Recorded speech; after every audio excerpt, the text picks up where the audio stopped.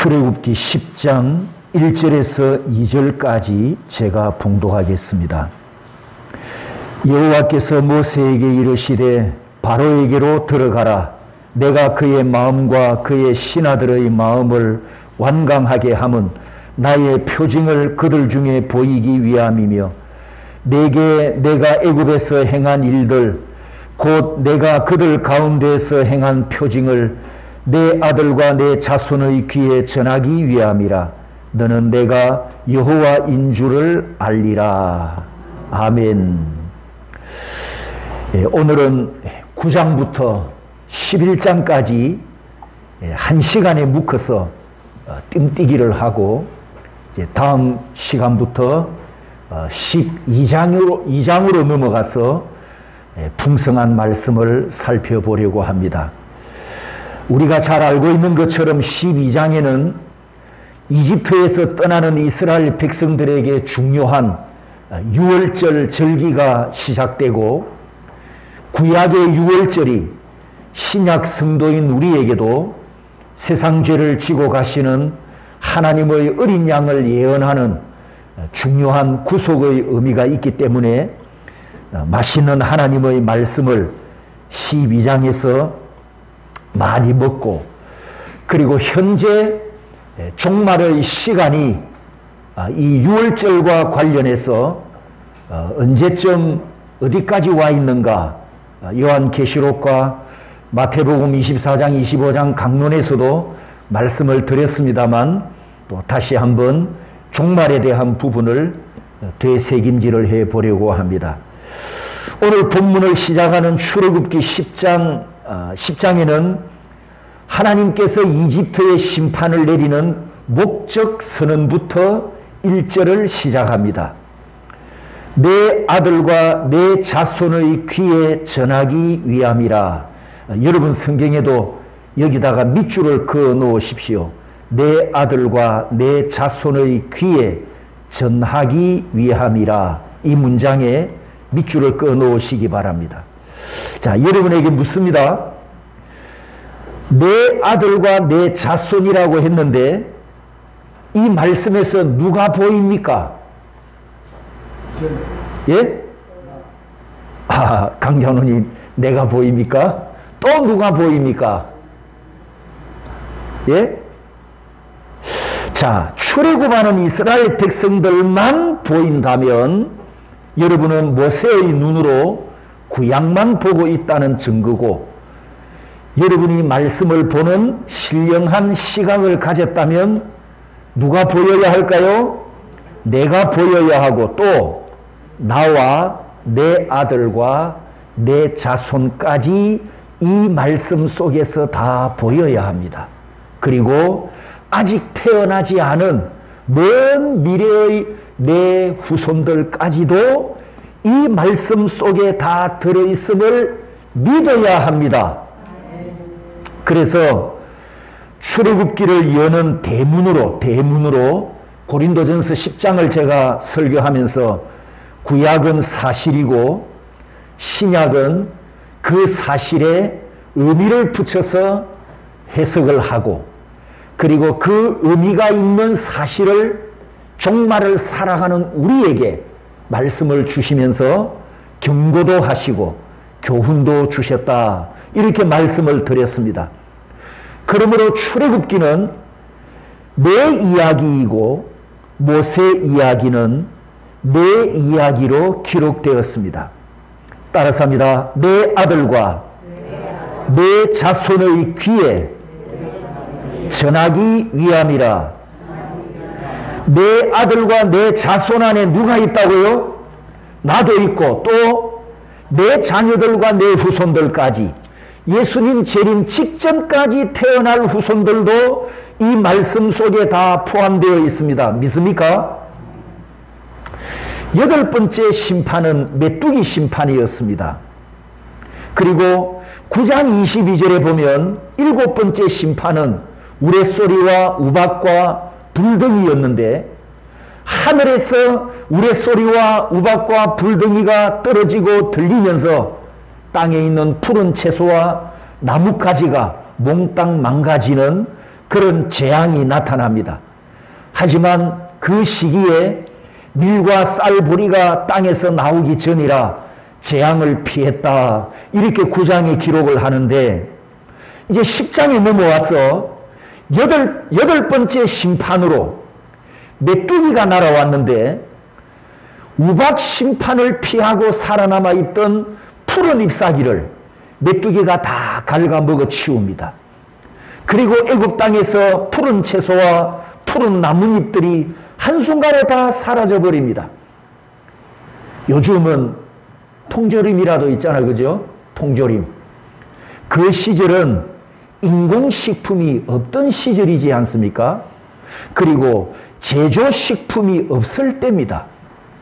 땅에서 나는 곡식과 열매와 이런 것들이 바로 주식, 식량이었습니다. 그리고 곡식과 열매 외에는 밭에서 나는 식물과 채소가 두 번째 식량이었단 말이죠. 그러니까 7번째, 8번째 심판은 그들의 주식인 이 식량을 다 없애버리는 이런 심판을 하나님께서 내리시는데, 이집트 국민들이 지신을 섬기고 땅신을 섬기고 풍요의 신을 숭배하고 있었지만 그들의 식량을 지켜주지 못했습니다. 1절에 만군의 여호와께서 이집트의 심판을 내리는 이 사실을 말씀하시면서 의미가 있는 표징이라 이렇게 말씀하셨습니다.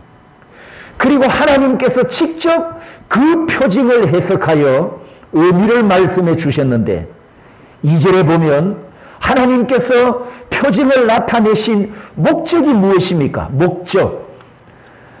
따라서 합니다. 내가 여호와인 줄 알리라. 바로 이 목적을 가지고 하나님께서 지금 심판을 내린다. 이렇게 말씀하십니다. 여러분, 우리 대한민국이 갖고 있는 한글, 세계에서 유일한 한글, 한글을 만든 세종대왕이 얼마나 훌륭한 분인가 하면, 우리 한글 자음과 모음을 조합하면 다양한 의미를 표현해낼 수 있고요.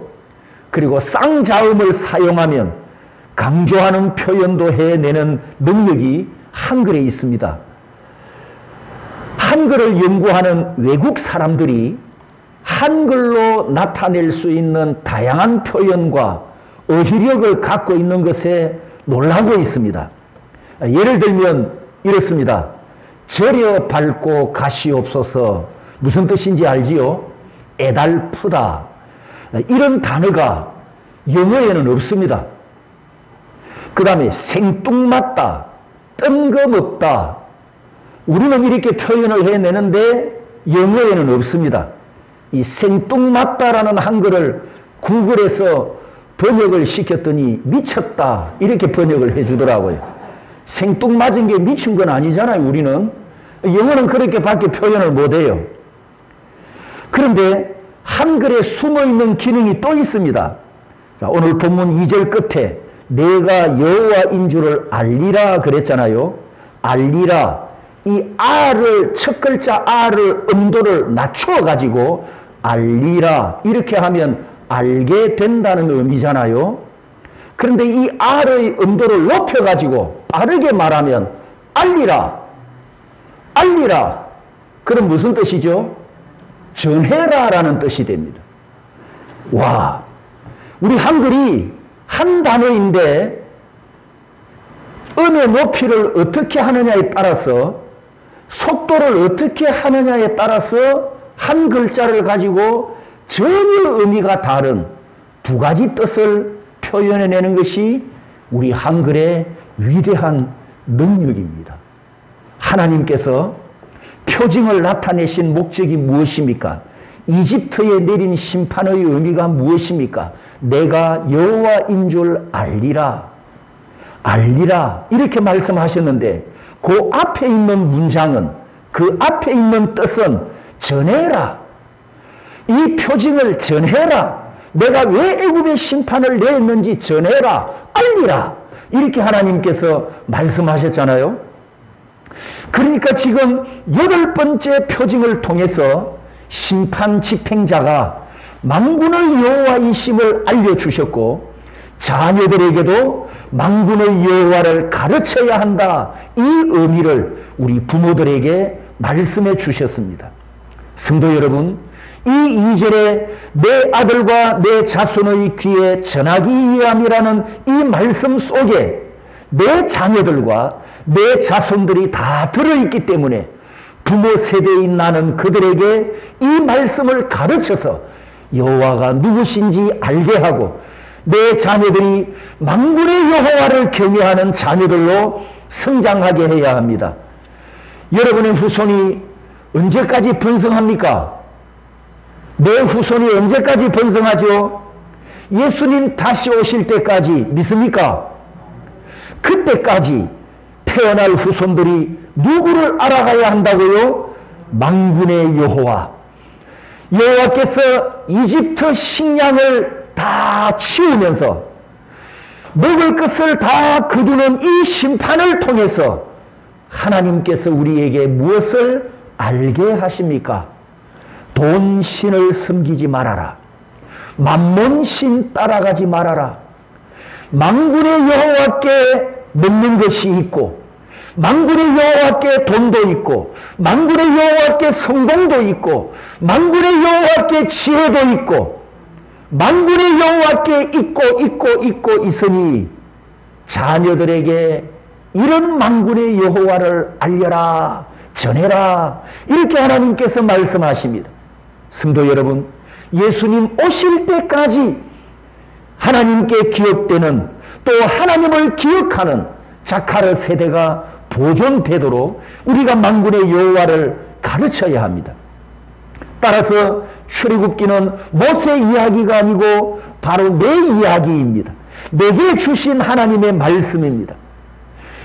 출애굽기가 기록된 것은 지금부터 수천 년 전에 태어난 세대들에게 주셨던 말씀이지만 기록한 말씀을 나에게 주셨을 때에는 수천 년 후에 태어날 미래의 세대들에게까지 이 말씀을 전하기 위해서 이 표징을 성경에 기록하여 우리에게 남겨주셨습니다.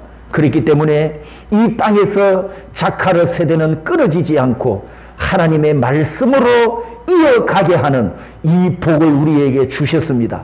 성도 여러분, 여기서 자녀를 양육하는 부모들에게 중요한 사명을 하나 발견하게 됩니다.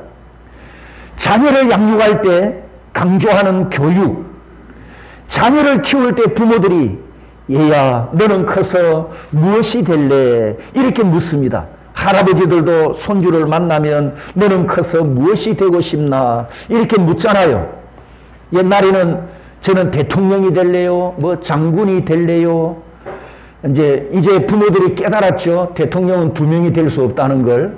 그래서 요새 자녀들은 대통령 된다 말 안 합니다. 그죠? 그래서 요즘 자녀들은 다른 대답을 합니다. 뭐 사장이 된다, 회장이 된다, 뭐 기술자가 된다, 혹은 경찰관이 된다, 이런 평범한 직업들을 이야기를 많이 합니다. TV를 보고 이제 어떤 인상을 받으면 그 직업을 이야기하겠죠. 아무튼 부모들이 자녀들을 키울 때 원하는 것은 성공하고 출세하고 혹은 명예를 얻거나 혹은 권력을 가지거나 뭐 지식이 뛰어나다든지 아니면 돈을 많이 번다든지 이런 것과 관련된 목표를 가지고 교육을 시키고 소원을 품고 자녀들을 이끌어 갑니다. 대부분 가정에서 대부분의 부모들이 자녀들을 이렇게 교육하지 않습니까? 그런데 오늘 본문 2절을 보십시오. 하나님께서 거룩한 부모들에게 내려주신 자녀 교육 지침이 바로 2절 말씀입니다. 모세시대 부모들에게 하시는 말씀이 너는 이 표징을 보고 내가 만군의 여호와인 줄 알았지만 후에 태어날 내 자녀들에게는 이 표징을 가르쳐서 내가 만군의 여호와인 줄 알게 해야 한다. 표징을 가르쳐서, 이것이 바로 부모들의 교육 지침입니다.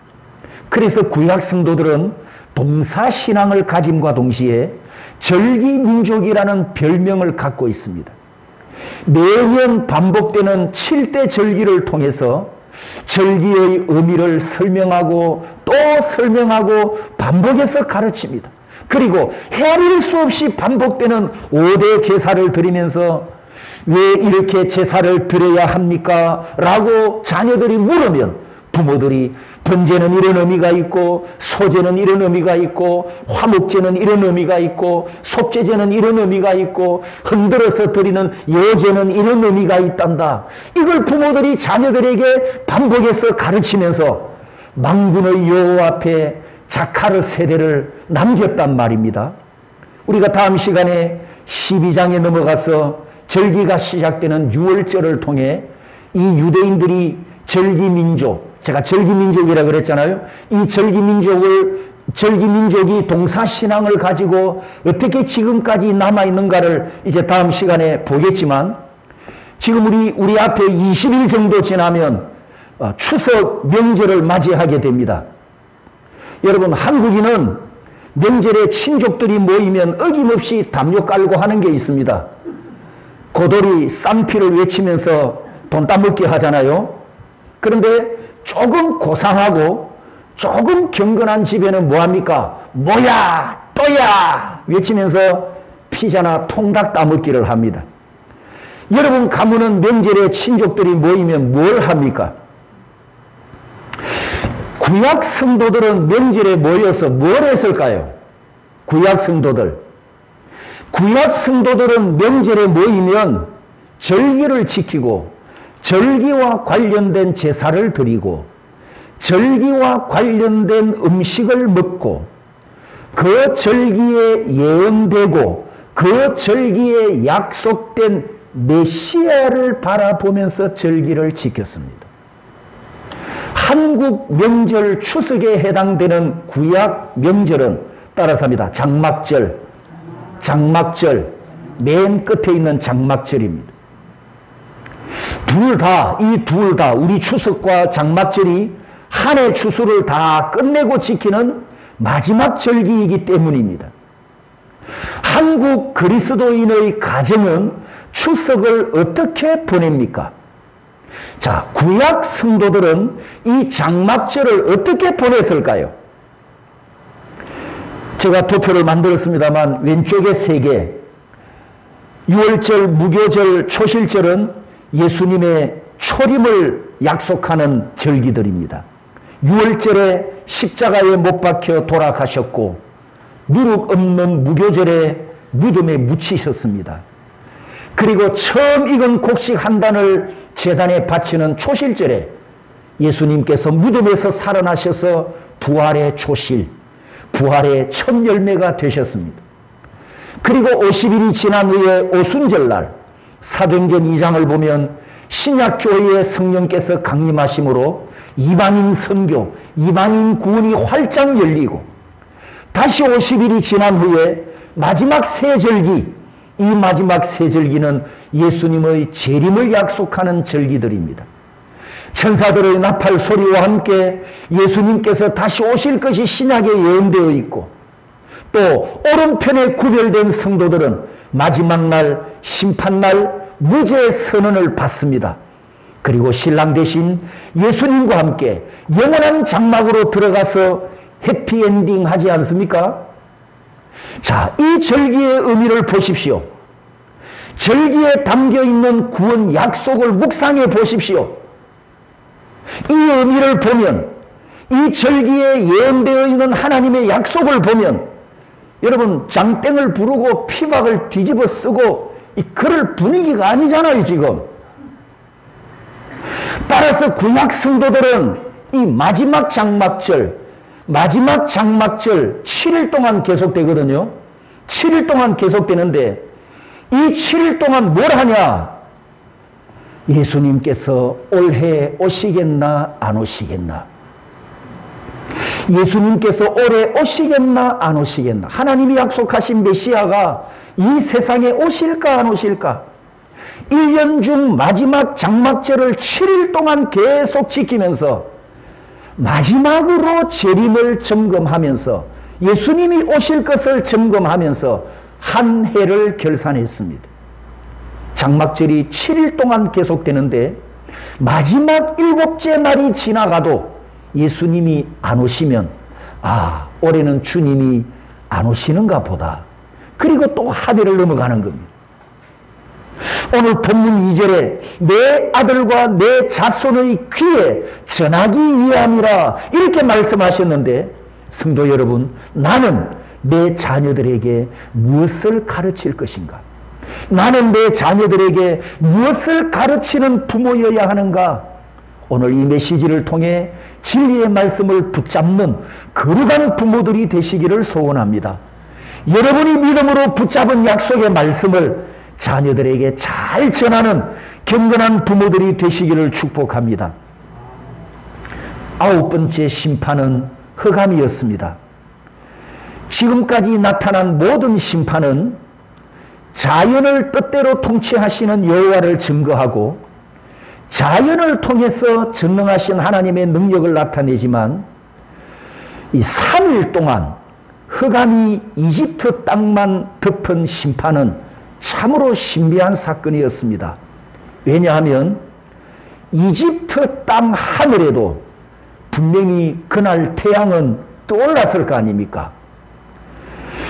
태양빛이 환하게 비치는 낮인데도 3일 동안 밤낮 구분 없이 칠흑 같은 어둠이 덮었을 때 저 멀리 무슨 땅이죠? 무슨 땅? 고센 땅. 저 멀리 고센 땅에는 밤과 낮에 구분이 있었고 낮에는 태양빛이 환하게 비추는 것이 이집트 사람들의 눈에 보였단 말이에요. 이집트 국민들은 자신들이 어둠 속에 갇혀있는 이 어둠이라는 공간 속에 갇혀있는 그런 상황에서 애굽 땅과 고센 땅이 구별된 그 상황을 멀리서 지켜보고 있습니다. 시간이 밤이 아닌데도 밝은 대낮인데도 어둠이 땅을 덮고 3일 동안 계속되었으니 여러분 얼마나 두려웠겠습니까? 3일 동안 빛이 없는 어두움을 경험한 이집트 국민들은 바로 지옥을 경험했었습니다. 3일 동안 빛이 없었던 이 심판은 영원히 빛이 비치지 않는 지옥과 같은 그런 경험이었거든. 빛이 생명체에 얼마나 중요한가를 우리는 잘 알고 있습니다. 생물이 자라는데 빛은 절대로 필요한 물질이죠. 태양초가 전기열로 말린 고추보다 더 비싼 이유도 이것 때문 아닙니까? 우리 사람도 매일매일 태양빛을 적당하게 받아야 정신건강에 참 좋습니다. 유럽 사람들, 특히 영국 사람들, 유럽 사람들은 태양이 내리쬐는 날 잔디밭에 나가서 윗옷을 홀라당 벗고 누워있는 광경을 보게 되는데 1년 365일 중 구름 낀 날이 많고 맑은 일소가 적기 때문에 맑은 날만 되면 건강을 위해서 그렇게 태양빛을 쬐는답니다. 이런 환경을 모르는 우리 대한민국 사람들이 유럽 사람들이 공공장소에서 대낮에 우통을 훌러덩 벗고 들어 누워 있으니까 우리가 그걸 보면서 이 쌍놈들이라고 88 올림픽 때 얼마나 많이 비난했습니까? 그들의 역사와 문화를 환경을 우리가 몰랐기 때문에 사람이 적당한 빛을 쐬지 않으면 우울증이 발병한다는 것은 이미 알려져 있는 사실입니다. 지금 이집트 국민들은 자기들이 숭배해왔던 신들이 히브리 민족들이 섬기는 여호와 앞에 도무지 힘을 쓰지 못하는 것을 뼈아프게 경험하고 있습니다. 이집트 역사에서 대대로 내려오는 강한 신 중에 하나가 바로 태양신 호루스입니다. 고대 유물과 파라오의 부조에 이 눈을 특별하게 강조를 해서 강렬한 눈빛을 그려놓은 그림을 많이 보게 되는데 이 눈으로 묘사해 놓은 것이 바로 그들이 숭배하는 태양신 호루스를 의미합니다. 하지만 자연을 만드시고 태양과 달을 만드신 분은 창조주 하나님이신데 하나님께서 연, 월, 일과 사계절을 주관하시고 통제하시는데 어떤 피조물이 하나님의 주권을 거스를 수 있겠습니까? 이집트 천지에 3일 동안 깜깜한 심판이 내렸지만 그들의 태양신 호루스는 아무것도 할 수 없었습니다. 하나님께서 바로를 강팍하게 하시고 이집트 우상들과 싸우시면서 히브리인들의 여호와가 살아있는 참 하나님이심을 이렇게 증거하셨습니다. 그리고 마지막 10번째 장자의 죽음이 11장에 기록되어 있습니다. 그동안 심판은 일시적으로 잠시 동안 고통을 겪게 하는 심판이었고 자연과 혹은 질병을 통해서 몸에 고통을 주는 심판이었지만 마지막 심판은 여호와께서 직접 애굽으로 들어가셔서 사람의 몸과 생명에 타격을 가하는 바로 죽음 심판이었습니다. 이 이집트 국민들이 생명의 수호, 내 생명을 지켜주는 신도 숭배하고 있었습니다. 이시스라고 하는 신인데요. 그리스 때부터 시작된 신들입니다. 생명 수호의 신. 그런데 하나님께서 그들에게 들어가서 직접 생명을 거두시니까 그 이시스도 손을 쓸 수가 없었어요. 손을 못 쓰죠. 살아있는 신이 아니니까. 그러니 이집트 국민들 장자 그리고 가축의 첫 새끼가 다 죽임을 당하는 이런 고통을 당합니다.